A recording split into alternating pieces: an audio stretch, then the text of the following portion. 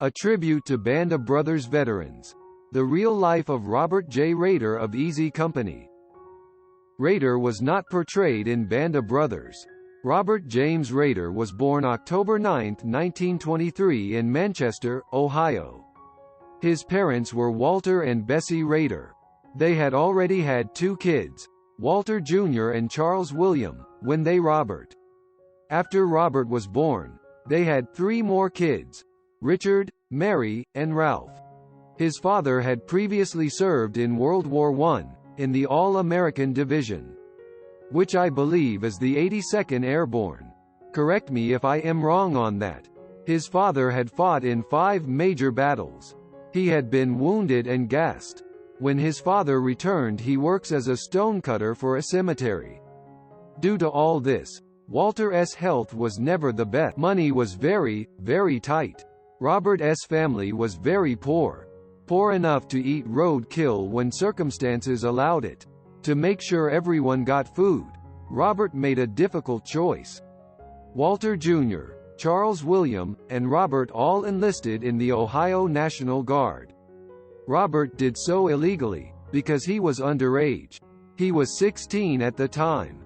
This was so they'd get fed by the National Guard and their servings would go to those at home, instead. He got paid around $72. Robert lived in the same town as Donald Hubler. They were close friends throughout their childhood. They played sports, swam in the nearby Ohio River, and even stole some watermelons. His love of sports continued in high school, and he started playing a few. Pearl Harbor occurred while Robert was still in the National Guard. He was not in the National Guard for long after that, because they found out his real age and kicked him out. They gave him an honorable discharge, which would allow him to sit the war out. Once out of the National Guard, Robert went back to high school and graduated in 1942.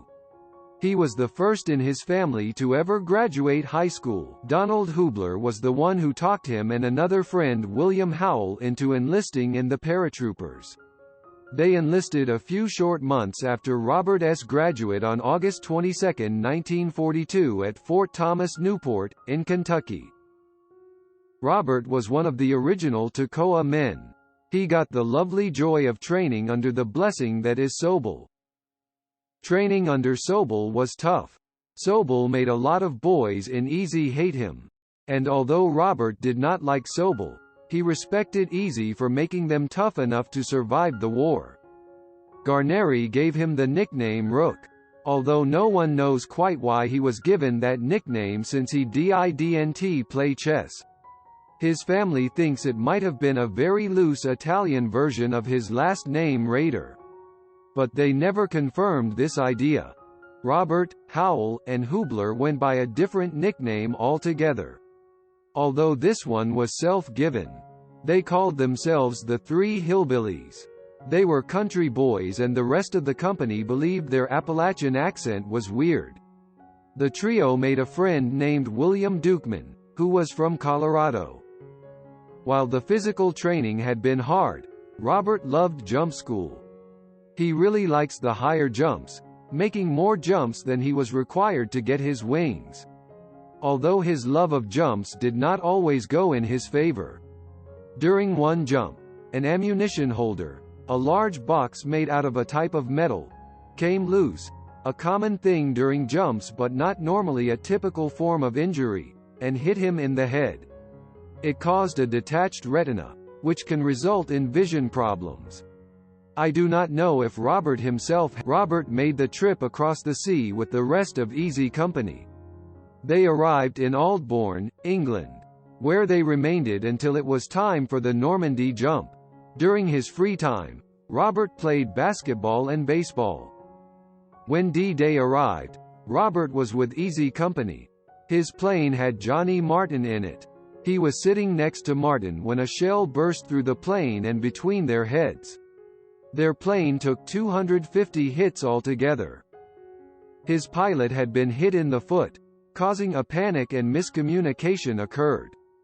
The pilot believed all the men had jumped and his plane was clear to go back to England. He turned the plane back towards England. The men realized they had to jump and they had to jump now. And they all quickly got out of the plane. Robert, like most of Easy, lost all of his weapons in his jump. His landing in a pasture was not a great one either. He landed hard, fracturing 3 vertebrae in his back. He ignored the pain and continued. He never did get this injury checked or fixed. The first person he saw in Normandy was Burr Smith. Burr gave him a few weapons, so he finally had something. They were near St. Emre Gleis when they engaged in minor combat against Poles and Russians who were fighting for Germany. Robert played a small part in a Brécourt manner with Richard Winters.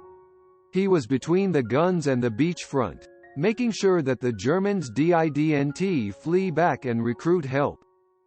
Around the area of Carentan, Robert was in charge of a small squad. His squad engaged a group of Hitler Youth in combat. When the boys stated they'd die for Hitler, Robert knew they'd have to kill them. When they stopped firing, he saw boys, both his own and the Hitler Youth, laying out dead on the ground. At that moment, Robert promised that he'd focus the rest of his life on helping children. Easy Company withdrew to Aldbourne. They rested there until it was time for the Holland jump. September 17, 1944, Robert and Easy jumped into Holland. For 79 days, Robert has nearly everyday contact with the Germans and fighting. In Holland, he was injured during combat. Not by a German gun though. While hiding in a barn, a man next to Robert started cleaning his gun. It went off and hit Robert in the elbow. Robert was sent to the nearby aid station but they couldn't send him back to England. There was no way for him to get a ship home at that moment.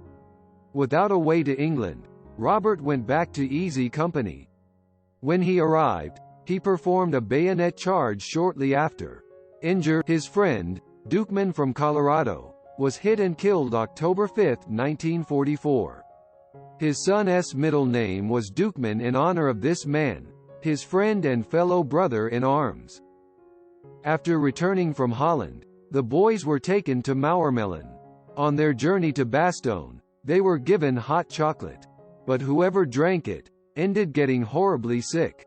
Robert was one of the boys who drank it and spent his trip feeling awful. Bastogne was cold. They had very little supplies and ammo and no winter weather gear. They were in the middle of a terrible winter and were completely unprepared for fighting during it. The cold was so bad, Robert's eyelids froze open. He soon lost the feeling in his legs and arms. He even got shot in the hip at Bastogne and didn't notice until 1987, more than 40 years later, during a CAT scan that had picked up his injury. But the men did have some relief. Robert and Hubler, the two best friends, took Christmas Eve night post, leaving the rest of the men to relax. It was their version of a Christmas present to everyone, sparing them the struggle. Hubler died shortly afterwards on January 3, 1945. Robert was deeply upset and affected by the death of Hubler, his friend from childhood. Like Dukeman, who died in October, he later named his son after Donald Hubler. His son's name was Donald Dukeman Rader, in honor of his close friends. In Bastogne, Howell, another friend, was injured. He survived his injury and returned home. Bastogne left Robert nearly without any friends. Near Foy, Robert instructed his men to dig their foxholes out in the open field, farther away from the shelter of the trees. This would let his men be exposed, causing some panic among his squad. But they listened anyways. Robert was proven right when shelling went over the heads of Robert's squad and into the forest around them, shattering trees and anything in its way. His squad was fine, without any major injury. Robert was discharged November 1945. He had earned a Purple Heart but turned it down, saying, "How could I receive it when MSNT others were wounded so badly?" He was awarded the Bronze Star for his service. He arrived back home at night. He went inside and went to sleep without waking anyone. His mother had been boarding soldiers, always coming and going, and when she saw her son, she didn't recognize him. The war had changed him so much. Throughout the war, he had saved all his money and sent it home to his mother. While he had wanted her to spend it, she had not, and instead had saved it for his return. He returned to school and attended Morehead State College on his GI Bill and sports scholarship. His legs had suffered tremendously in Bastogne and his sports career never got far, and he lost his scholarship. Robert transferred over to Cedarville College, a Baptist school. He was not religious, but his friends attended, so he went. The school was a dry school, meaning he couldn't drink, but he found a way to sneak alcohol in. He would use a pulley system to get it up to him and would freeze it outside during the winter months. He still played baseball and basketball, but not on a scholarship. Somehow, even though he was a wild child, he received his bachelor's degree in education. He used his degree to become a teacher, and in the 1950s he moved from Ohio to California, following the move of several of his friends. In California, he met Lucille, a nurse. They had been set up on a blind date and began dating. They were married on February 14, 1953, Valentine's Day. Robert got a job at the California School for Boys. After that job he got another teaching job in the Paso Robles School District. He worked at this school until his retirement, 25 years later. During his first few years teaching at this school, he worked 2 jobs. He was a teacher and an assistant manager at the Paso Robles Airport, where he fueled airplanes. His reasoning behind these 2 jobs was that the airport job earned him Social Security. The teaching did not. Lucille remained a nurse, taking a short time to be a stay-at-home mom when 2 kids were born. He didn't get much time off for hobbies, since he was working so much. But he did play softball and go fishing. He continued to love sports till his final day, even buying 2 TVs to put in one room so that he could watch 2 events at the same time. His children, Donald and Robin. Robin was born in October 1953. Donald was born in May of 1958. As a family, they traveled to national parks together and went to Easy Company reunions. At one Easy Company reunion, Donald Dukeman was allowed to shoot a gun at the age 7, and Robin, even though she was older, was not allowed. No matter how much she begged. Robert also volunteered with the local fire department for 10 years. As he volunteered, he once experiences a huge fire that burned all night. When he came home, he got ready and just went to school to teach. He was a strict teacher. There was no nonsense in his call room. All the wild children were sent to him so he could deal with them. He would get his students' attention by throwing an eraser at his chalkboard, and one time even picked up and threw a rowdy kid out the door of his room. But he started teaching handicapped kids and his eraser and kid throwing days were over. He became a bit softer. He also coached basketball and cross country for his school. In his 10 years coaching cross country, 7 of his teams went to the finals. He had 2 All-American runners as well. He was very proud of his team. He did keep in touch with men from Easy Company. He wrote letters and had Bull Randleman and Mike Ranney visit a few times. He was extremely close with Bull. He also was visited by Leo Matz, a squad member of his. He signed his letters to Easy Company.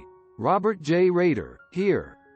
Be good. Be careful. Sleep warm. He adjusted fairly easy to normal life, but like every Easy Company man, seemed to struggle with the winter months.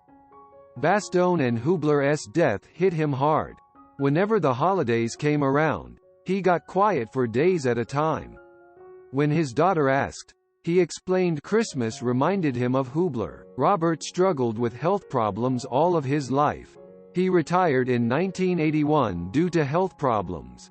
In total, he has 2 heart surgeries with 9 bypasses, lost a kidney, had an aortic aneurysms, as well as stomach ulcers and an bladder problem. Doctors ended having to cut half of his stomach away. He carried on, even going golfing one time immediately after a surgery. After his retirement, he and Lucille continued to travel to Paris and Holland. They took long walks and went golfing together. They continued to travel as his health failed, although they had to watch his diet. His health did not last long though. His always active lifestyle changed toward the end of his life. He had to lay down a lot and couldn't sit up much. He lost weight and his heart was failing. His last few months were spent writing letters and watching sports. He eventually lost his appetite and his other kidney failed. Within the last week of his life, he didn't want to get out of his pajamas, which was the real sign something was wrong. He had always gotten dressed and ready to go. Within a few days after this, his blood pressure dropped and his family took him to the hospital. On his final day in the world, Lucille went home early. She was really tired and needed to rest. After she left, Robert asked his kids, "Is she okay?" concerned about his wife even when he was in the hospital. Later that day, he went to sleep and passed away. He died April 7, 1997.